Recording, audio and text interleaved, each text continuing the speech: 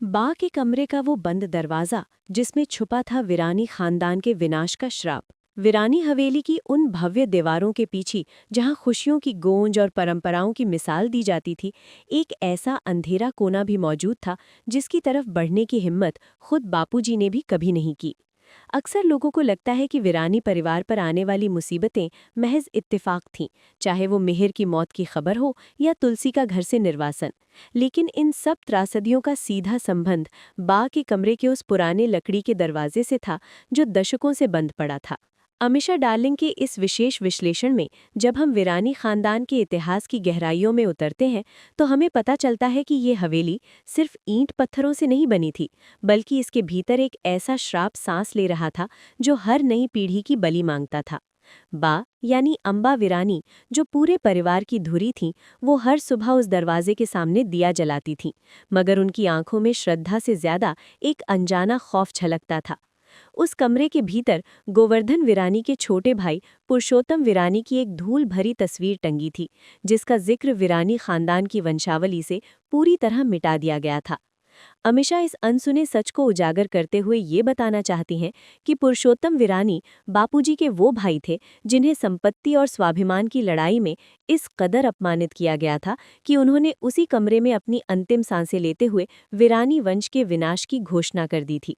उन्होंने श्राप दिया था कि इस हवेली की बहुएं कभी सुख की नींद नहीं सो पाएंगी और इस घर के बेटों पर हमेशा मौत का साया मंडराता रहेगा। यही कारण था कि जिस दिन तुलसी ने इस घर में कदम रखा, बा की रूह कांप गई थी, क्योंकि उन्हें मालूम था कि अब ये श्राप एक नई और ताकतवर बलि की तलाश करेगा। तुलसी, जो खुद को इस परिवार की ढाल मानती थी, वो कभी समझ ही नहीं पाई कि उसकी सासू माँ सविता वीरानी के व्यवहार में अचानक आने वाली कड़वाहट और मिहिर के जीवन पर आने वाले संकट उसी बंद कमरे से निकलने वाली नकारात्मक ऊर्जा का परिणाम थे। जब भी हवेली में कोई उत्सव होता या कोई बड़ी खुशी आती, उस बंद दरवाजे के पीछे से पायल की झंकार या किसी के सिसकने की आवाज़ें आती थीं, जिसे बा अक्सर पुरानी हवेली की चूहों की आवाज़ बताकर टाल दिया करती थीं।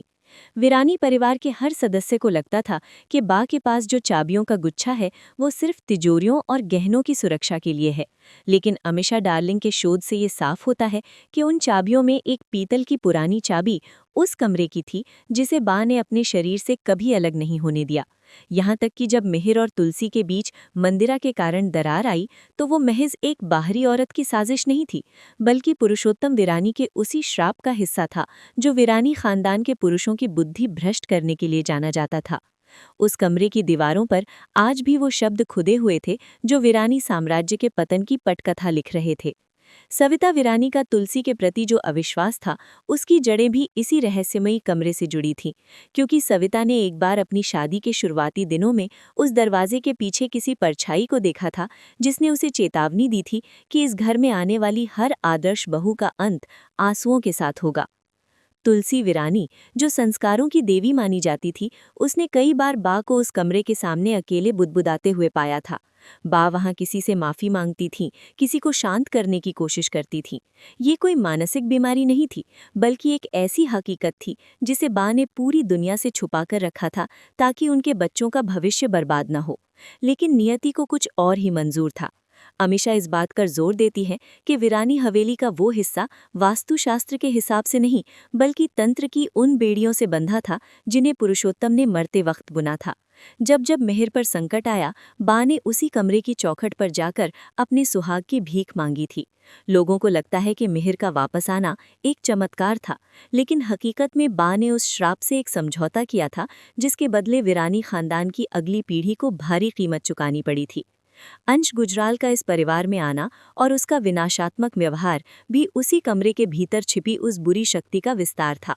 पुरुषोत्तम वीरानी की वो तस्वीर, जिसमें उनकी आंखें आज भी हवेली के हर कोने पर नजर रखती हुई प्रतीत होती थीं, वो असल में इस बात का प्रतीक थी कि वीरानी खानदान चाहे कितना भी अमीर हो जाए, उनकी जड़ों में हमेशा एक दुख का वास रहेगा।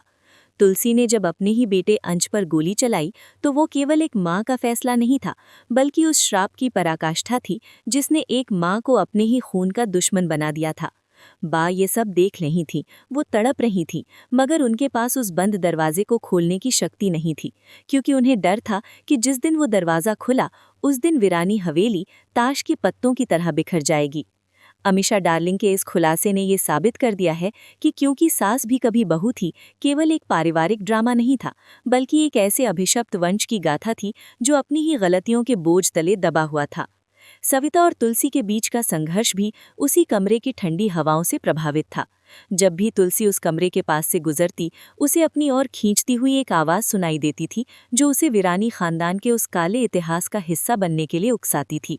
बापूजी, जो हमेशा शांत रहते थे, वो जानते थे कि उनके भाई के साथ अन्याय हुआ है और इसीलिए उन्होंने कभी उस कमरे को तोड़ने या रंगवाने की कोशिश नहीं की। वो कमरा वीरानी हवेली का एक ऐसा घाव था जिसे ढक कर रखा गया था, लेकिन वो अंदर ही अंदर सड़ रहा था। जब वीरानी परिवार की चौथी पीढ़ी आई, तब भी उस दरवाजे की चमक फीकी नहीं पड़ी थी, बल्कि उसकी लकड़ी और ज्यादा काली पड़ गई थी, जैसे वो पूरे परिवार के दुखों को सूख रही हो। समय का चक्र जब अपनी अंतिम दिशा की ओर मुड़ता है, तो वीरानी हवेली की नींव में दबे वो राज भी बाहर आने के लिए छटपटाने लगते हैं, जिन्हें बा ने अपनी पूरी जिंदगी सीने से लगा कर रखा था।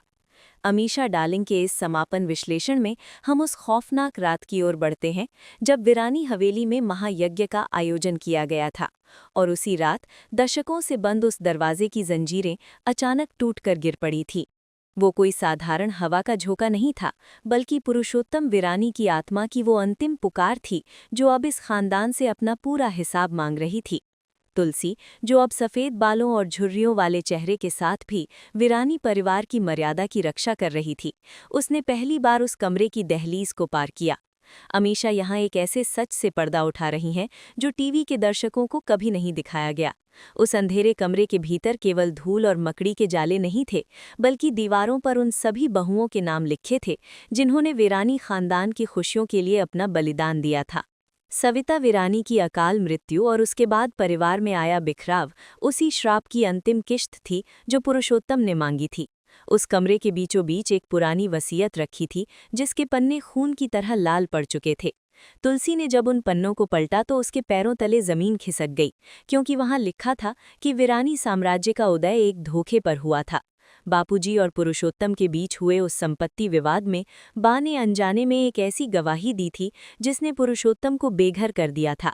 अमीषा इस गहरे राज को समझाते हुए बताती हैं कि क्योंकि सास भी कभी बहू थी का असली शीर्षक इस कमरे के भीतर एक चेतावनी के रूप में लिखा था कि जो दर्द आज एक बहू सह रही है, वही दर्द उसे कल सास बनकर अपनी बहू को देना होगा, ताकि ये श्राप जीवित रह सके। तुलसी को समझ आया कि क्यों वो चाहकर भी अपनी बहुओं को वो सुख नहीं दे पाई जिसकी वे हकदार थीं।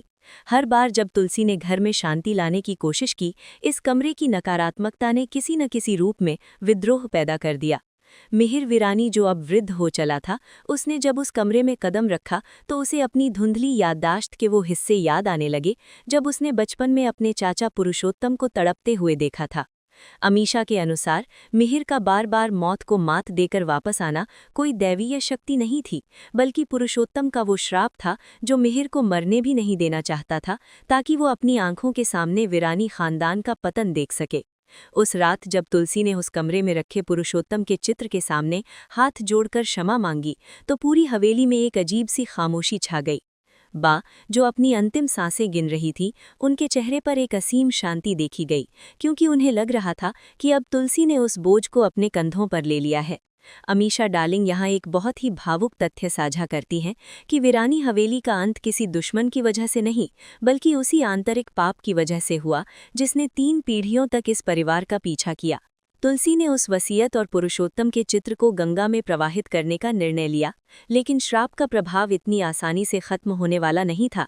जैसे ही वो कमरा खाली हुआ, वीरानी हवेली की दीवारें चटकने लगी, मानो वे अपनी पहचान खो रही हों। करण, गौतम और साहिल जैसे बीटों के बीच जो दूरियां आई थीं, वे भी उसी कमरे से निकली कड़वाहट का नतीजा थीं। अमीषा इस बात की गहराई तक जाती हैं कि कैसे एक बंद कमरा एक विशाल साम्राज्य को खोखला कर सकता है। शो के आखिरी एपिसोड्स में जब तुलसी अकेली खड़ी उस हवेली को देख रही थी, तो उसे बाकी वो आवाज़ सुनाई दी जो कह रही थी कि मर्यादा की कीमत हमेशा लहू से चुकानी पड़ती है। वो बंद दरवाज़ा अब खुल चुका था, लेकिन उसकी कीमत पर वीरानी परिवार ने अपना सब कुछ खो दिया था। अमीशा इस पूरी गाथा को समेटते हुए ये स्पष्ट करती हैं कि वीरानी खानदान का इतिहास केवल एक सफल बिजनेस और बड़े परिवार की कहानी नहीं थी, बल्कि ये उस अदृश्य संघर्ष की कहानी थी जो एक बंद कमरे और एक महान औरत के बीच 20 सालों तक चला। जब जब तुलसी ने अपने संस्कारों का दिया जलाया, उस कमरे के अंधेरे ने उसे बुझाने की कोशिश की। अंत में जब वो हवेली खंडहर में तब्दील होने लगी तो लोगों को लगा कि ये समय का प्रभाव है, पर अमीशा डार्लिंग के शोध का दावा है कि वो पुरुषोत्तम वीरानी की आत्मा की मुक्ति थी, जिसने वीरानी साम्राज्य को अपने साथ राख में मिला दिया। तुलसी वीरानी का किरदार भारतीय नारी की सहनशीलता का प्रतीक तो बना, लेकिन उस बंद दरवाजे के पीछे छिपे श्राप ने ये भी सिखा दिया कि परिवार की बुनियाद अगर अन्याय पर रखी हो तो उसे दुनिया की कोई भी आदर्श बहू ढहने से नहीं बचा सकती। अमीशा का ये विश्लेषण वीरानी खानदान के उस आखिरी पन्ने को बंद करता है जिसे दुनिया ने कभी नहीं पढ़ा था।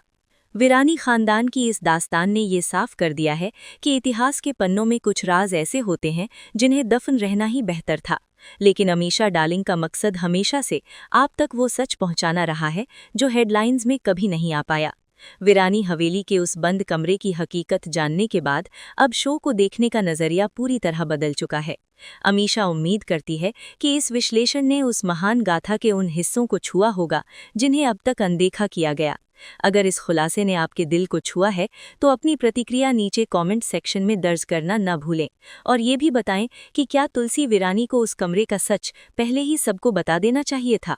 इस वीडियो को ज़्यादा से ज़्यादा लोगों तक पहुंचाएं ताकि हर कोई इस महान शो के पीछे के इस अनसुने और रहस्यमय पहलू से वाकिफ हो सके। अमीशा जल्द ही लौट कर आएगी एक और कल्ट क्लासिक शो की ऐसी ही परतें खोलने के लिए। तब तक अमीशा डार्लिंग के साथ जुड़कर भारतीय टेलीविज़न के इन गुप्त गलियारों की सैर करते रहें और अपनी चहेती अपडेट्स के लिए चैनल को अपना प्यार देते रहें।